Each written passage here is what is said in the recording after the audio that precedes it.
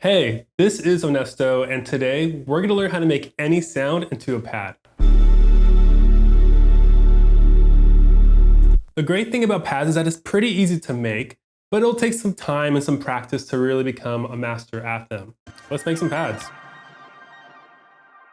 All right, let's begin. Let me show you the example that I have. This is from a song that I'm working on. Listen and try to focus on the pads here.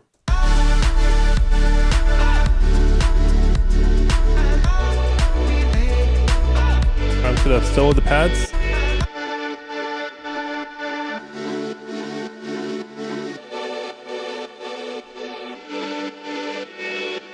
So typically when, I think of pads, for me at least, I always think of like a ambient kind of like sound bed in the background, just kind of holding everything together.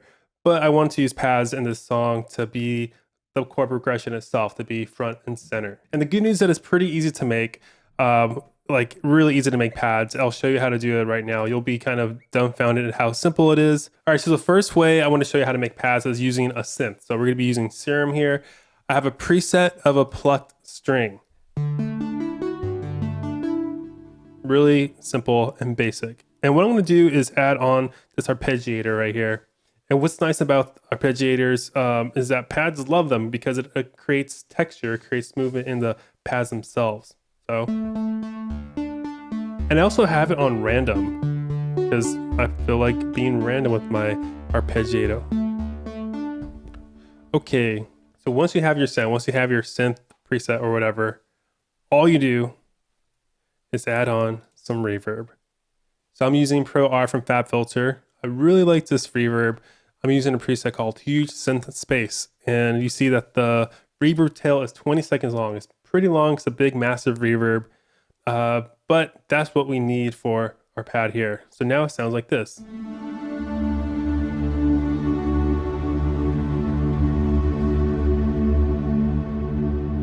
Cool. So when you hear that reverb tail right there, that's the texture we want, where it's kind of like this ambiguous, just pad sounding thing. So this is how we capture this thing. So I have one track here. I just call it pad generator to remind me that this is where all my synths and sounds should go. It has my reverb all set up.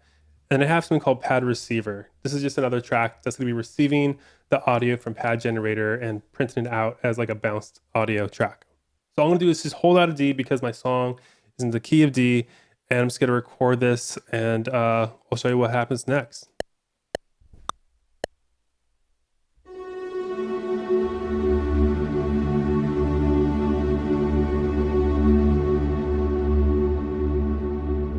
Cool, there we go. See how it's printing out right here? Just wait till it trails off quite a bit. And you can let it go all the way, but I don't need that. So I'm just going to delete that MIDI because we don't need it anymore. And then what I like to do is trim it to what I need it to be.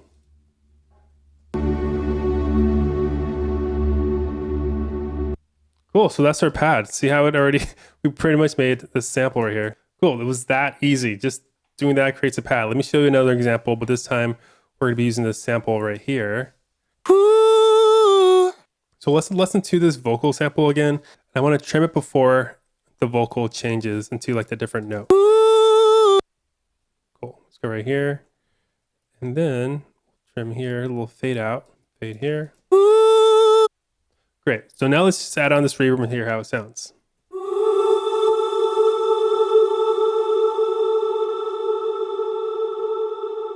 Cool, so hopefully you can already imagine just how good that's gonna sound. So here are two pads. You can tell this one's a lot louder, so I'm just gonna lower down the gain here so they sound a little bit closer in volume. Here, I'll just play them both. They're both in D. All right, they sound really disjointed right now, but that's okay. So what I did in my song is that I grabbed a layer of different pads together, just stitched them all together to create the chord progression. So let me show you how I did that because I think that's a lot more interesting than just, putting a lot of reverb on something. So here's a chord progression that I have. Here's the bass.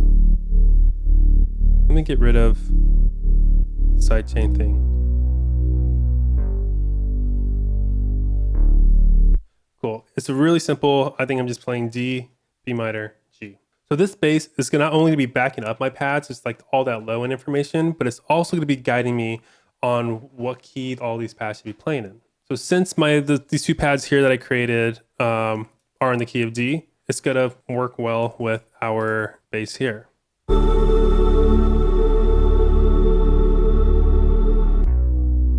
Sweet, and then we just have another pad here and then another pad here for the B minor and the G. Okay, so now let's talk about the way you process your pad layers so that they sound like cohesive, they work well together, and that they also sound interesting. All right, time to learn how to layer these pads together. And just like any other sound, whenever you layer them, you want to make sure that each layer has like its own frequency territory, that they're not overlapping frequencies with one another, because that's how you can get things to get messy. We don't want any of that. And the way you can do that is just with a simple filter or EQ. So to show you this, I have like everything all together with the pads that we just created.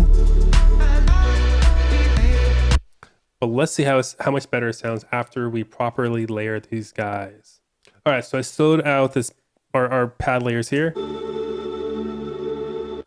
They sound good, but they are gonna sound better. So what I'm doing is putting an EQ on both sources here, and we'll focus on this first layer here. So what we want to do is carve out definitely the low end, because remember our bass is handling this frequency down here. I want to take more out, so we'll have a steeper slope. And at this point, you want to decide where here in the EQ is like has like the best part of the sound.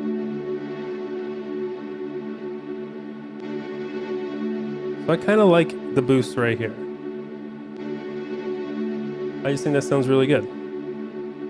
Cool. And then the next thing you want to do, since we've taken the sound and added loads of reverb onto it, there's going to be some nasty resonance, peaking, build up stuff. So we want to find that. So to figure that out, we just put another node on the EQ and we sweep through it looking for those resonance peaks.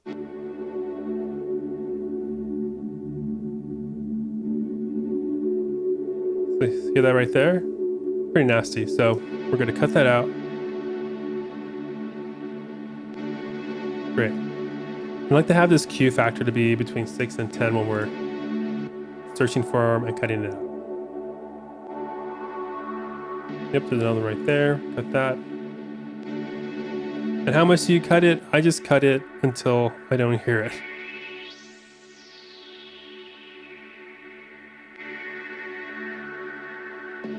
We'll cut it right here too. Let's hear before and after.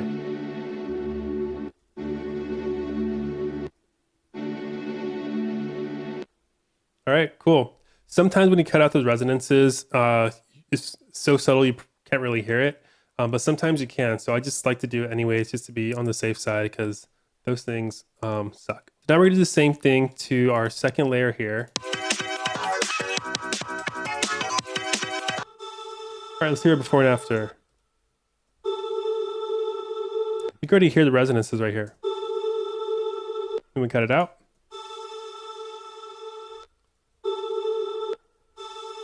Yeah, sounds a lot cleaner. So now I'll bring back the bass and we'll hear all of our layers together.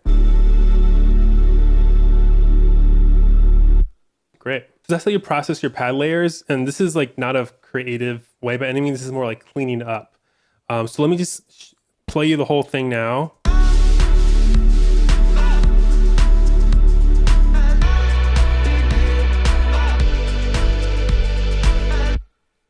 Okay, so the pads sound a little boring. I understand that. I totally get it. And something else that I'm not really into is how this is not as bright. This was really bright. I want to brighten this one up. So this is one thing that I like to do to my pads is by using thermal. So thermal is a wonderful distortion saturation plugin from Output.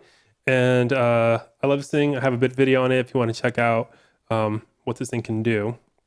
And all I'm going to do is just go through some presets and try to find something that makes this pad feel a bit more energetic and just makes it sound better. Let's try some things out. I honestly don't know what I'm going to find here. Let's try it. Okay, so I think I like this one, Wild Harmonics. I'm just going to try that out. Now let's hear it all together.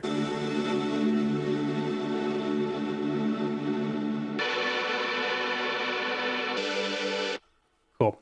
I think it sounded a lot better with that. And then to this pad here, I'm gonna bring out Portal, another plugin from Output. My goodness, I love them. And the same thing, I'm gonna go through these presets.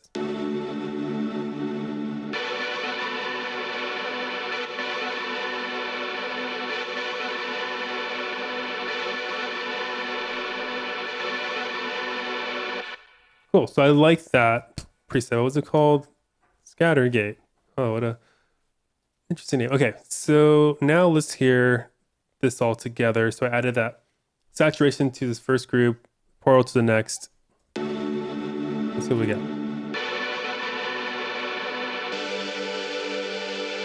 Cool, so that was just like a really quick way to make those pads a little more interesting. So all together, let's play our end result. Here we go.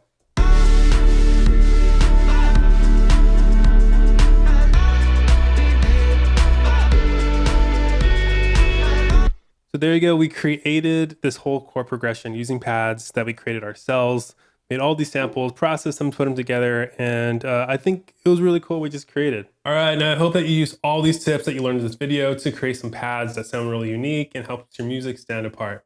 And you saw how easy it is to do, but it just takes some time and practice to get really good at it.